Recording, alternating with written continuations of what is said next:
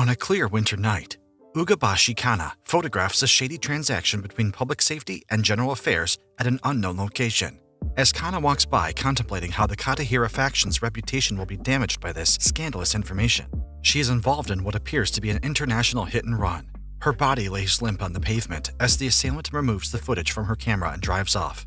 Ujima Yuki, a second year at Takafuji Private Academy, is a proud member of the Food Research Club. The club has 8 members, one of which is his childhood friend and sweetheart, Chisato.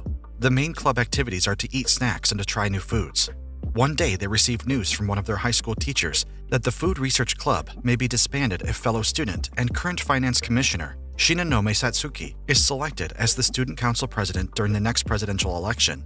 Satsuki's campaign manifesto is to cut down on the excessive number of clubs at the school, especially the ones without significant achievements. The food club members decide to vote for another candidate, namely Tatsumi Moheiji, the current commissioner of general affairs. However, they realize that he is dishonest and instead choose to nominate fellow club member Yuki as their candidate to run for the next presidential election. The club members realize that their club is at the top of the list to be disbanded. However, Yuki is not enthusiastic to be nominated, and he tells Chisato that he plans to quit. Later that day, while walking through the corridor at school, he runs into Yakin, the current student council president, and he gives Yuki inspiring advice about his potential to run as a candidate in the next presidential election. In the evening, while getting a refreshment, Yuki runs into Satsuki and gets an opportunity to have a long chat with her. He is unable to convince her not to disband his club, but she also believes that his argument lacks conviction. Nonetheless, she still gives him some inspiring advice and encourages him to run in the upcoming election. He returns to the club and expresses his change of heart, but wants them to nominate Chisato. They hold an inter-club vote. However, they all still unanimously vote for him, and he begrudgingly accepts. That night, Chisato buys chocolate, but since she is unable to eat it, she gives it to Yuki, who eats it and describes the taste to her. The clubroom is now being used as a campaign room, with Chisato self-nominated as the campaign president. Everyone is brainstorming ideas for Yuki's manifesto, but they admit that they are all novices when it comes to campaigning. Yakin eventually walks in and tells them that they have the full support of the Public Safety Commission for the campaign. Yakin admits that since the Public Safety Commission does not want to relinquish the position to finance or general affairs, the default choice is to support Yuki. He then proposes a limited contract to build mutual trust and suggests that Yuki gain the support of the clubs, which potentially face disbandment. Meanwhile, Hazuki, the Food Research Club's teacher, has a strained conversation with her sister Satsuki. As she communicates with Satsuki, it becomes apparent that Satsuki has no interest in being friendly towards her sister. However, Hazuki offers her full support regardless and leaves. Later that evening, Yuki receives a text from Hazuki asking him to cook nikujaga at her house for dinner. While walking to Hazuki's house, he catches a glance at Morishita watching him from an alleyway, but she quickly disappears. Later that night, over dinner, it is revealed that sometime in the past, Hazuki has kissed him while drunk. He leaves shortly after eating, and the two share a heartfelt hug in silence before he goes. Yuki bumps into Aomi while she is helping the school with maintenance tasks during her free time. He witnesses some students make derogatory remarks towards her, and he attempts to tell them off before she stops him. Back at the clubroom, they realize that they do not have a budget for the campaign, much unlike the other more experienced candidates. They get advice from Yakin to hold a bazaar in order to raise funds for the campaign. Nan, a scientist and fellow club member, suggests that they sell Yuki's sponge cake rolls. After grocery shopping for items, Yuki sees Satsuki carrying out her usual scrutiny of meaningless clubs. They both end up chatting, and he mentions that he thinks she may be too strict in her approach. Later that day, financial aid student Aomi is interrupted from doing her maintenance work by a group of girls, and they bully her in the parking lot. While walking home in the evening, he, Chisato, and Mafuyu notice Aomi rummaging through the garbage in the school parking lot. They offer to help her look for whatever she's lost. However, she desperately wants them to leave, so she tells them that everything is fine in a frustrated tone. They leave, and Aomi eventually resumes her maintenance work in the school during the night. While working, she has a flashback of the harassment from earlier, and it's revealed that the mean girls removed her underclothes and placed them in the garbage.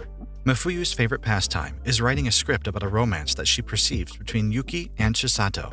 She writes in the clubroom as Yuki prepares the cakes, and she eventually tells him that she feels indebted to Chisato, since she is the person who helped her fit in when she was a new student. Sometime during the day, Shiyahama Hidaka, a reporter from the school, comes to interview Yuki about his objectives for the election. However, the interview goes badly, and she leaves. Later on, Aomi arrives at the clubroom and announces that she was chosen by the Election Administration Committee to run errands for Yuki, since there is a requirement by the school for financial aid students to be assigned to each of the election candidates. The next day, the primary elections begin, and Muffuyu arrives to deliver the script with his speech. He proceeds to the waiting room, where he encounters Mohiji. He subtly threatens Yuki after he realizes that Yuki plans to see through his candidacy following the end of the primaries. After Mohiji leaves, Yuki prepares to read his speech. Meanwhile, Muffuyu realizes that she gave Yuki the wrong script. Mohiji gives a riveting but inauthentic speech, which attacks Satsuki's manifesto. Satsuki also gives her speech, which is more straightforward and genuine. Meanwhile, Muffuyu is trying her best to deliver the right script to Yuki before it's his turn to speak. Yuki prepares to rehearse backstage, but notices the script is actually a love letter to him from Muffuyu. The time arrives for Yuki to speak. As she approaches the platform, Muffuyu realizes that she is too late. Out of nervousness, Yuki slips and falls before reaching the podium. His nose bleeds, but he gives an energetic rant that is well received by the students in the audience. Satsuki watches on, impressed that he is finally showing conviction about his campaign objective. Afterwards, he tells Muffuyu that he never got a chance to read the script, and she breathes a sigh of relief as she snatches it from his hands. By the end of the night, Yuki qualifies as the only independent candidate to run in the elections. They celebrate that all their hard work is paid off. Chisato suggests that Yuki buy some chocolate to celebrate, and the two sit quietly together as he eats it. The next day, Yakin illustrates the gap in number of votes received by Yuki, Satsuki, and Mohiji. He determines that out of the 6,000 students enrolled at the school, 3,000 are unlikely to change their mind about the candidate they voted for in the primaries, and the remaining 3,000 votes can be swayed to have a change of heart by the date of the final elections. At the campsite later that day, Yuki and Aomi prepare a meal together, but he cuts his finger by mistake, and Aomi tends to his wound in an unorthodox way. Chisato sees this and becomes upset. However, Aomi tells her that she does the same to her little brother. This causes Chisato to have a flashback about her own little brother, Daiki, moments before he was fatally struck by a vehicle. Later that night, Chisato unexpectedly joins Yuki in the hot spring.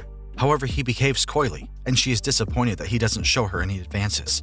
Later that night, he overhears Hazuki and Satsuki arguing over Hazuki choosing not to attend their mother's gravesite on the anniversary of her death. They notice his presence and talk for a little while before Hazuki playfully states that she has already kissed him. Satsuki's expression changes, and she leaves without saying a word. Later that night, he is walking back to the clubroom when he notices Hazuki on a bench outside drinking alone. He greets her and realizes that she's drunk, so he takes her inside the girl's dorm to put her to bed. Before he can exit, a female student notices him, and this leads to a chase through the dorm, which has a strict no-men policy. Satsuki saves him, and he is forced to explain to her how he got into this predicament in the first place. She asks him about his relationship with her sister, and he denies that it is anything more than a platonic relationship. She's satisfied by his honest answers and is no longer upset. He is still unable to leave, since the students are still patrolling the hallways in search of him, but Satsuki allows him to stay if he does her a favor. Yuki and Satsuki play shogi to pass the time, since the female students are still out on a witch hunt for Yuki. As they play, she tells him that Hazuki suddenly stopped interacting with her family one day. By the morning, Satsuki guides Yuki out through the fire escape, and as she tries to kiss him, Hazuki interrupts and jokingly spits water into his face. Morishita watches on from a distance. By nightfall, Yuka and Chisato walk through a corridor, and he hears distant screams that sound like Hazuki and Aomi. He appears to be concerned, but Chisato wants him to show that type of concern for her as well. He tells her that he will always be by her side, but he is clear that he doesn't have romantic feelings towards her. She becomes upset and leaves. Later that night, Hazuki admits that she is in love with him and asks him to tell her how he feels. However, he asks her to give him some time to think about it. Hazuki then calls up her sister to gamble on who gets to keep Yuki if either of them wins the match. During the match, Satsuki states that her sister is loose, and Hazuki retorts by telling Yuki that Satsuki's mother was their father's mistress who married him after Hazuki's mother passed away. Hazuki continues to taunt her sister until Satsuki slaps her out of anger. This doesn't affect Hazuki. She revealed that Satsuki's mother was indeed Hazuki's mother also, and the woman claiming to be her mother had a uterus removed long before she was born. At the end of her story, Hazuki breaks down and cries because she believes that embracing Satsuki's mom, who is also her biological mother, would mean disowning the woman who raised her with goodness and kindness in her heart. Satsuki begins to cry, feeling remorseful for all that her sister has gone through. Elsewhere, Chisato is feeling neglected, as Yuki entertains flirty conversations from every girl but her. They hold a rally later on during the day, and Yuki gives speeches while the others hand out flyers. A group of mean female students start to bully Aomi. Yuki notices this and immediately stops his speech to help her, but he's held back by Chisato, who fears that if he interjects, it will smear his campaign. Luckily, 2 students from the Public Safety Commission are nearby and report the group of being female students. Later that day, Yuki and Chisato get into an argument. Her emotions derail the argument as she assumes that his real motives for supporting the financial aid students is either to impress Aomi or Hazuki. Yuki is shocked and confused. Chisato then admits that she believes they are drifting apart, but he assures her that that isn't the case. Yuki, Mifuyu, and Chisato are walking home. They eventually see Morishita attempting to play with a broken harmonica, and she interacts with Yuki in a way that implies that she may also have a crush on him. Yuki soon tries to make a quick exit from the awkward situation by dancing across the street, but he is almost hit by a car. Chisato is mortified since it triggers memories of the fateful day that her brother, Daiki, passed away. In a flashback, Chisato has always offered Yuki chocolate when they were children, and throughout the years of their friendship. One day in middle school, Yuki refused to accept a chocolate bar from her, and it reminded her of the last day she spent with her brother Daiki when she refused to accept and share a chocolate bar with him. After realizing that Yuki has refused the chocolate, Chisato starts to cry as she relives that moment of regret. Yuki realizes what accepting and eating the chocolate means to Chisato, and he has never refused her offer to eat chocolate since then. In the present day, Mifuyu is trying to comfort Chisato, and she cries hopelessly at the hospital lobby. Yuki walks out without a scratch and tells him that he's fine. He notices Yakin going to visit someone with flowers. However, he is unable to investigate because Chisato grabs his arm and isn't letting go. She does this without saying a word all the way until he gets home, and even then, she refuses to let go of his arm. He takes off his jacket and is surprised when Morishita's broken harmonica falls out. He ends up having to rip off his shirt and shower with Chisato still holding on to him, and he eventually punches the bathroom mirror out of frustration. She finally speaks, but only calls him a liar. He pleads with her that he has always told the truth about never leaving her side, but she keeps calling him a liar and appears not to be listening to anything he's saying. He slaps her. She runs to her bag and retrieves a bar of chocolate, and she offers it to him. He doesn't look at her, but instead asks if she only sees him as a replacement for her brother. He tells her that they could never be in love for that reason, and admits that he has always felt distant from her because of it. He then tells her he will no longer indulge in her chocolate game, and tells her to eat it herself. She does, and immediately throws it back up again. The next day, Yuki returns Morishita's harmonica, and she is delighted that he has repaired it. He asks her about the name engraved on it, and she tells him that it was given to her by her best friend Kana before she went missing. Morishita begins to play a familiar tune, and Yakin rushes in, thinking that it might be Kana somehow playing the harmonica. He realizes it was just his imagination, and quickly changes the subject to ask Yuki about why he has chosen to defend the discrimination against financial aid students in his manifesto. He reveals that he was informed by Chisato of Yuki's attempt to include it in his manifesto, and he blanketly orders Yuki to refrain from doing such things. Later that evening, he goes to the hospital for his follow-up doctor visit. He notices Yakin in the hospital and follows him for a while before losing sight of him. He notices Kana's room and enters to find her in a coma before he's knocked unconscious by Yakin.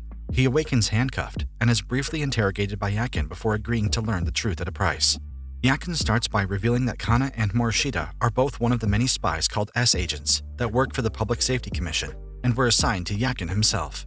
He explains that Kana got caught up in trying to find out about the real power struggles that occur behind the scenes, which includes businessmen and other wealthy men who are ex-students of Takafuji Private Academy. He informs Yuki that the Hatsushiba General Hospital is affiliated with the Katahira faction, and that they have only agreed to treat Kana on the terms that Yuina is appointed as the Public Safety Commissioner.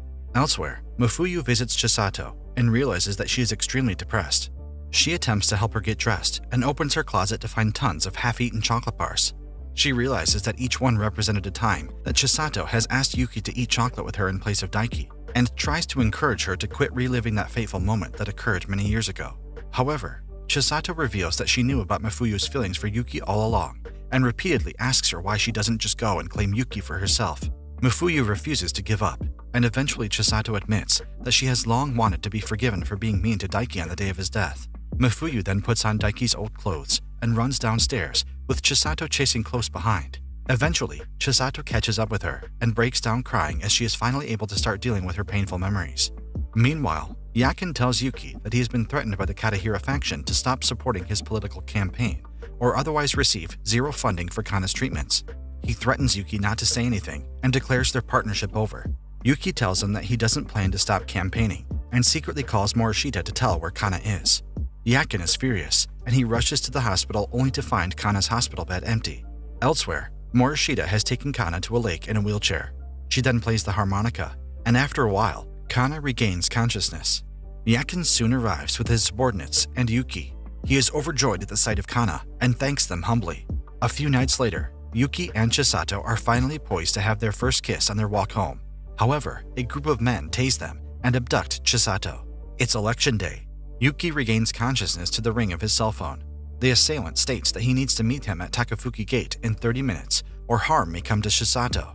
He goes to the required location, but is instructed to meet at the seaside park instead.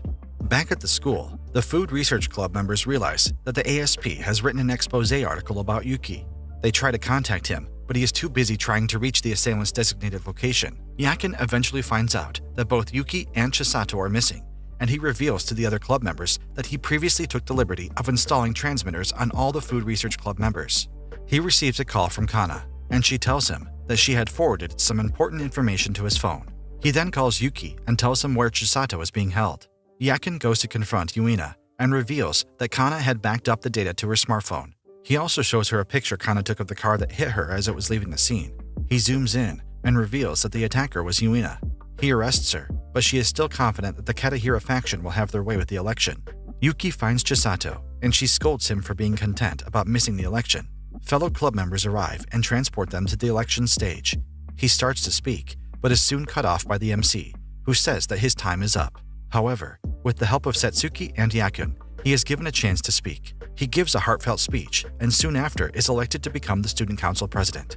Yuki and Chisato start a new tradition by visiting Daiki's grave and eating chocolate there with him. Chisato places half of a chocolate bar on Daiki's gravestone, and she shares the other half with Yuki. They kiss, and she is able to enjoy the chocolate even more.